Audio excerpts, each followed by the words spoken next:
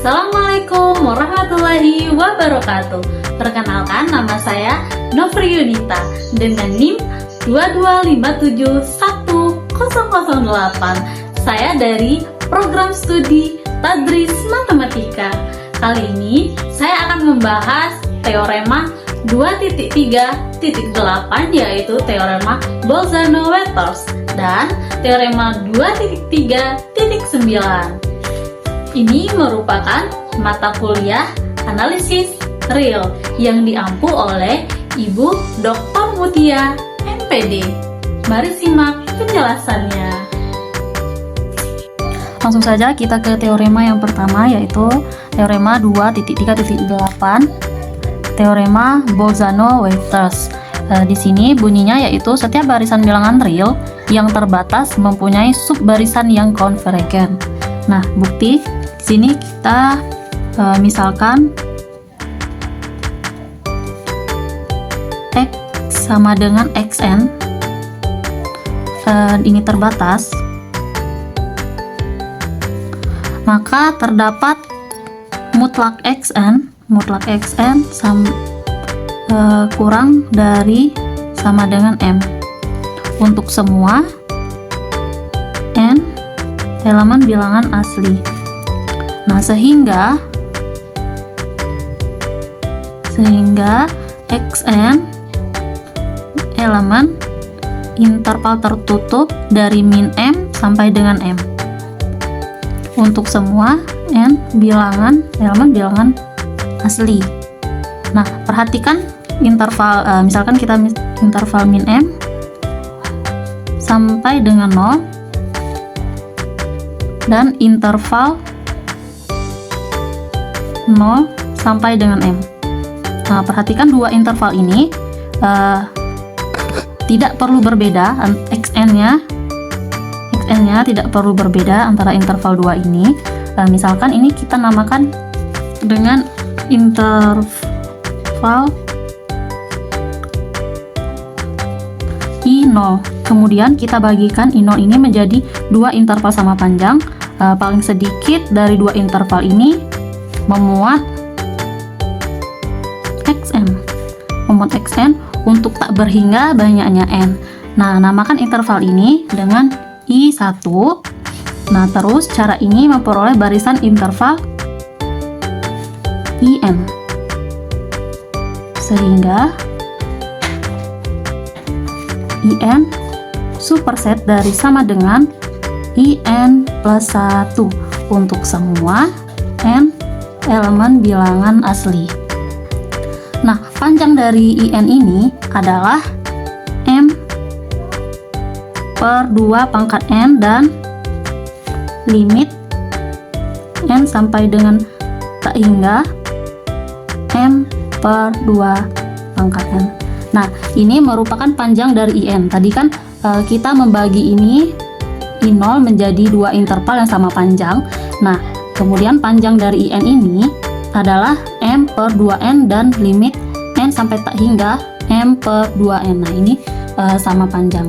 Nah, akibatnya menurut sifat interval terangsang dari teorema 2.3.7 itu terdapat dengan bilangan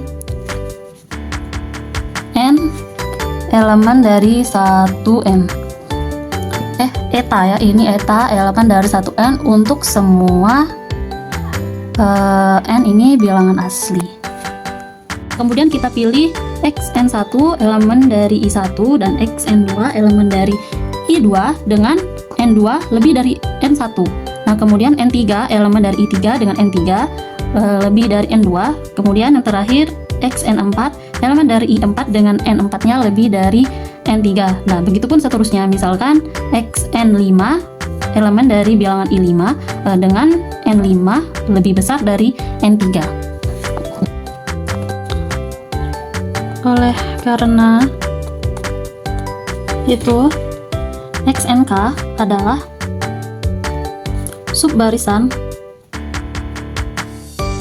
dari XN dan XNK, dan N-nya termuat oleh N ini termuat oleh IK. Jadi mutlak XNK dikurang N itu kurang dari M per 2 pangkat K.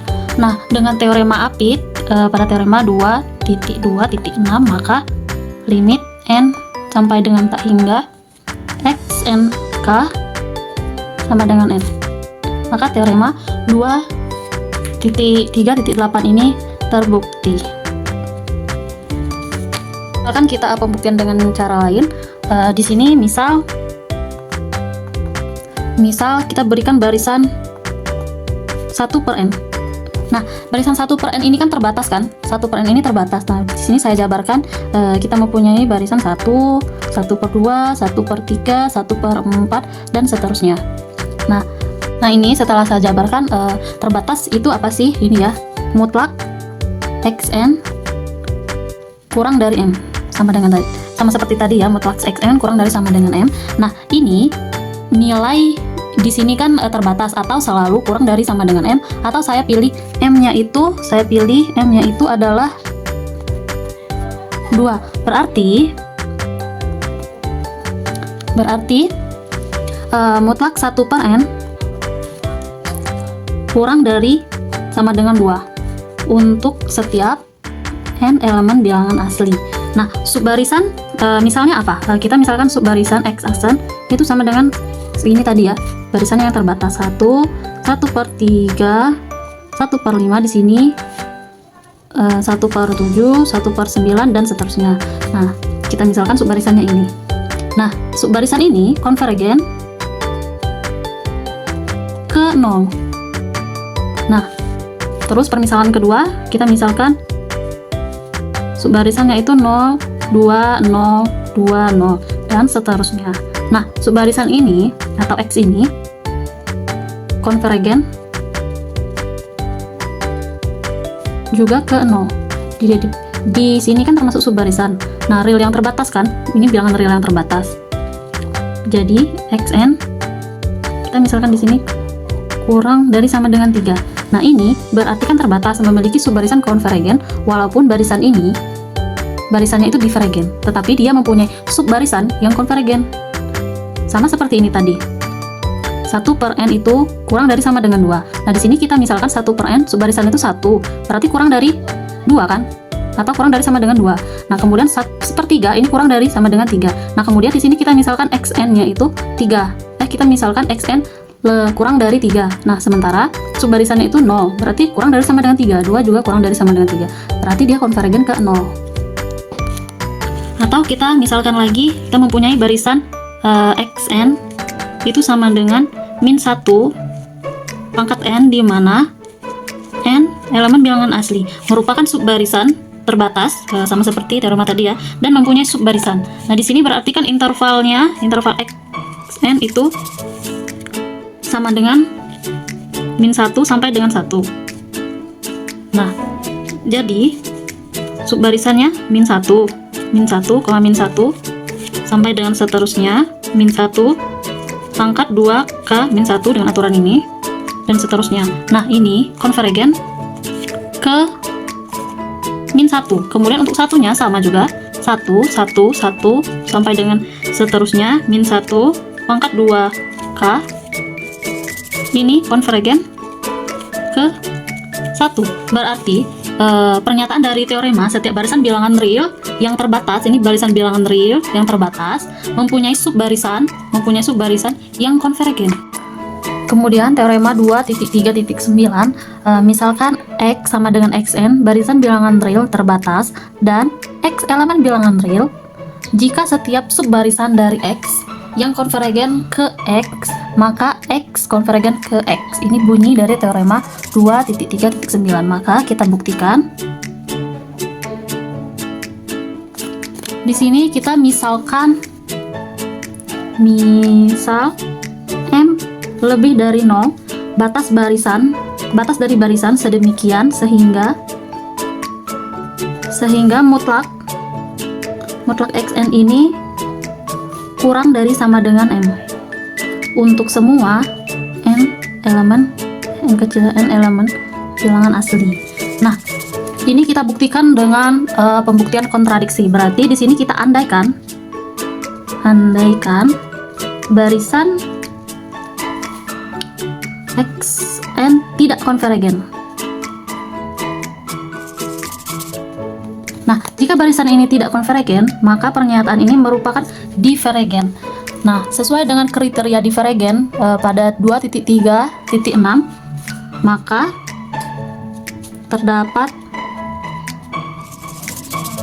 epsilon 0 lebih dari 0. Epsilon 0 lebih dari 0. Ini sesuai dengan kriteria 2.3.6. Dan subbarisannya X aksen XNK sama dengan XNK. Ini sesuai dengan kriteria 2.3.6 tadi ya. Nah, dari X sehingga mutlak XNK min XN itu lebih dari sama dengan epsilon 0 untuk setiap K elemen bilangan asli.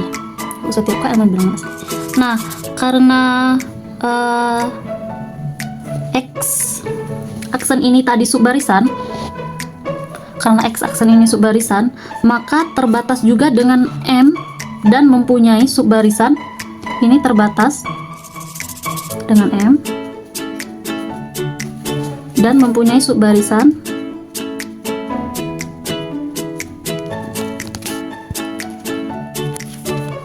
X double aksen. Nah, ini menurut teorema Bolzano-Weierstrass tadi, karena X aksen mempunyai subbarisan dengan X double aksen yang konvergen, akibatnya suku dari X aksen